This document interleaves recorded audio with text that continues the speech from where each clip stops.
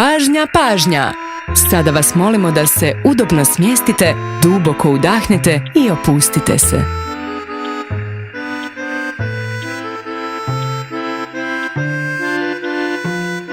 A od sada nadalje više ništa neće biti kao prije, jer upravo ste zakoračili u piknik iz davnina.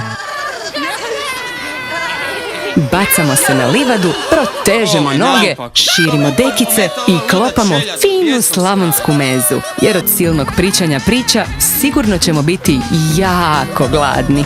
Naravno, niste valjda pomislili kako ćete na pikniku samo ljenčariti. A ne.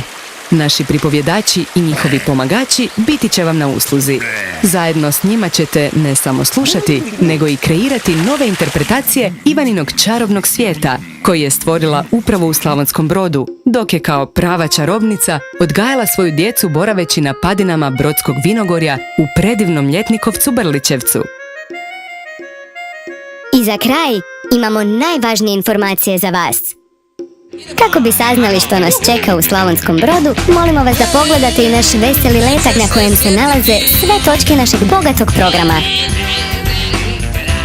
Iz programa ćemo vam samo kratko izdvojiti šetnju sa domaćinima do Ivanine kuće na Korzu, u kojoj su jedne zime iz njihove peći pred Ivanu i djecu predvođenim Malikom Tintilinićem iz užarenog ognjišta iskočili domaći.